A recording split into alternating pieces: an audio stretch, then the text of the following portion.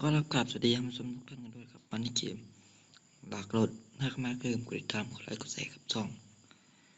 เปิดเลยมาเรามาเริ่มกันเลยดีกว่าในด่านแรกมันแข่งรถ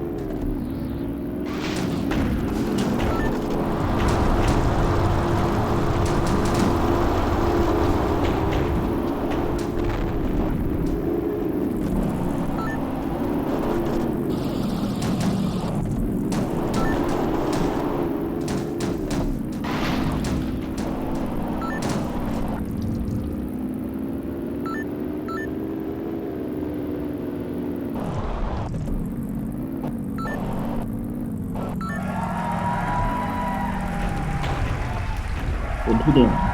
แล้วก็ในด่านแข่งรถเหมือนเดิมแท็กซี่ว่ะครั้งนี้ใครขึ้นแท็กซี่ก็บอกนะ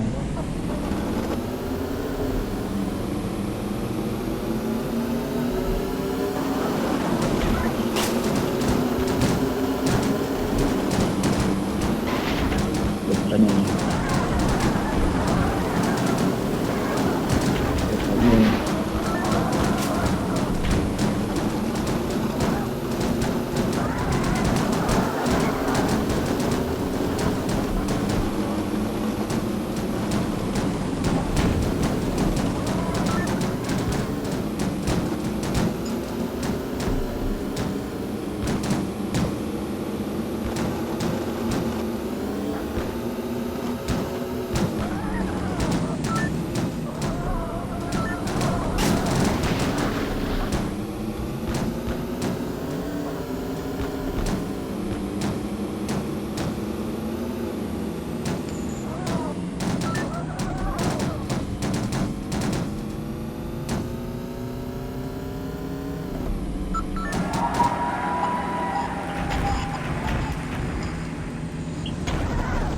เกมนี้โคตรง่ายเลยทุกคนพี่ก็ต้องครับเว้นให้จบด่านนี้ด่านเปา12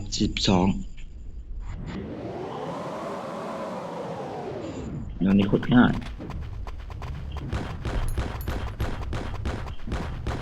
ไม่ภาคที่1ลักรถ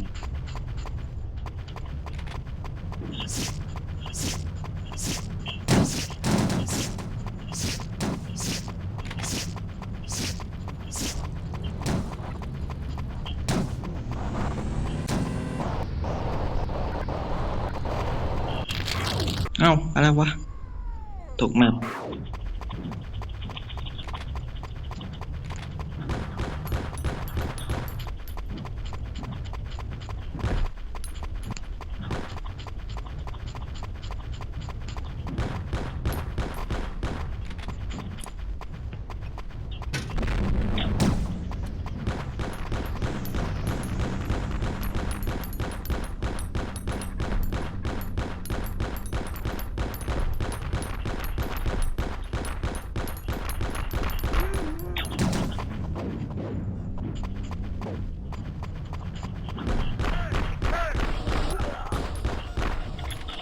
แล้วเผาปะเผาปะ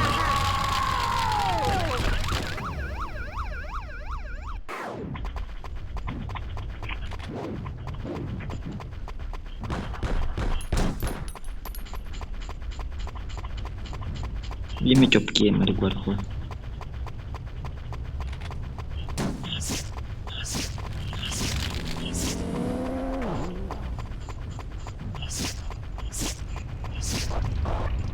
Get out. เ